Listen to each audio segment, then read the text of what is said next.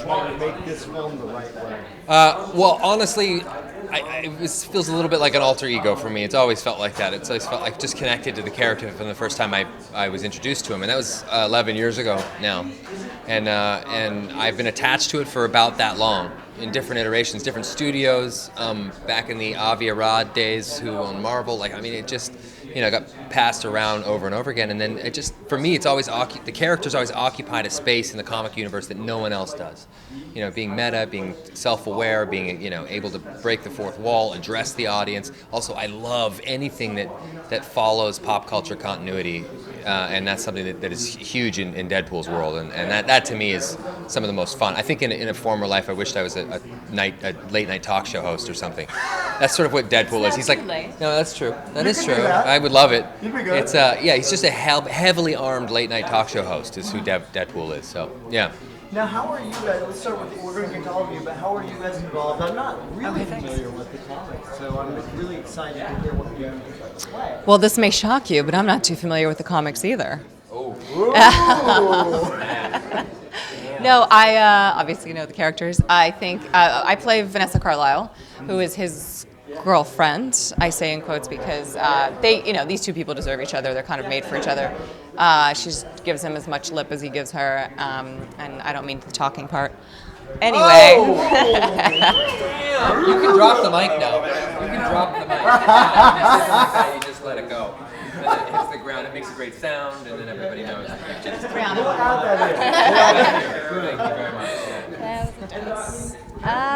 So I play Negasonic Teenage Warhead, and she is Colossus's trainee.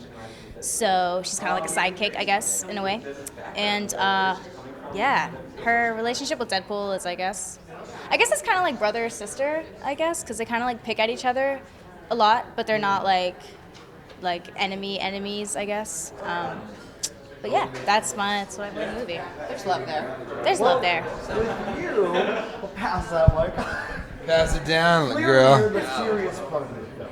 What's that? You're the serious guy. Yeah, well, we had I mentioned this earlier. We have an English drawing room tea and cucumber sandwiches scene. I bring a lot of the dramatic, the heavier moments that are really about what the film is about and what it's. Yeah, it's exactly right. Yeah, thank you. Yeah. You've seen, yeah, exactly, and he is the Dos Ex Machinas. Yes. You've seen my work in Yogi Bear 3D, so that's what I brought, that caliber of entertainment, of acting, truly acting. Yes. Yeah, acting out. Just I would knock over his coffee cups, a lot of horseplay. Sometimes right in the middle of the scene, he'd just cry.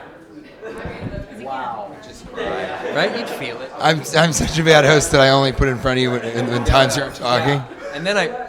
And then I went to. You can see the chemistry. You can see the chemistry. You can see it.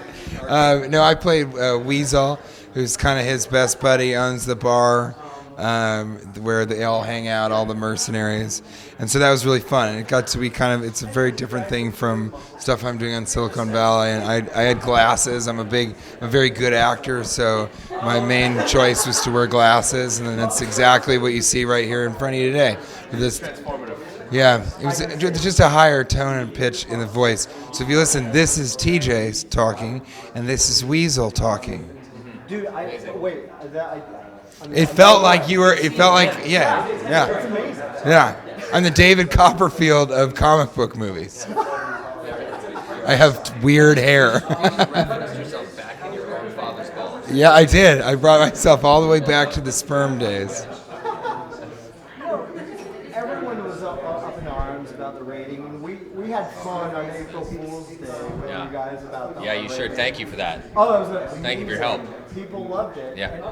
How important was it to you? I mean, obviously to stay true to the comics and stay true to the humor, It was paramount. I mean, for us, it was all about. That was everything. Getting the R rating was everything. I mean, frankly, I'd be lying if I said we wouldn't. We were so intent on making Deadpool, we probably would have fought very hard for it, and not won the R rating and still pushed ahead. But Man, the studio understood the advantages of that. You know, they understood the audience for Deadpool, and they understood that, you know, Deadpool, like I said earlier, occupies a space in the comic book universe that no one else does. And in order to do that, you have to completely set yourself apart. So, you know, the movies. Like really long series of memes. Yeah, exactly. Otherwise, just the whole thing would just sound like Morse code. That is a rarefied thing, though, that it's R-rated.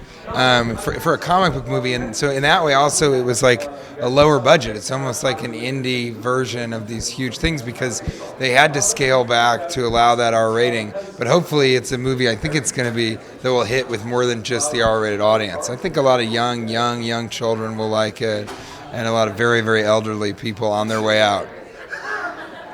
Now, how often do you guys We're the Orlando of cinema. Yes, that's exactly right. Oh, Tilda Swinton's weird, isn't she? She just seems weird.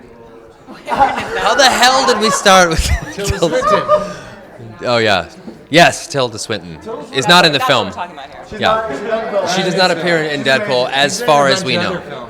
Yeah, she has done other feature films. Because I randomly will spout out Tilda Swinton. Really? Yeah. All the time. I don't know why. It drives people crazy. Robert Goulet. What happened? Where was I? What happened? Strokes occasionally. What happened? He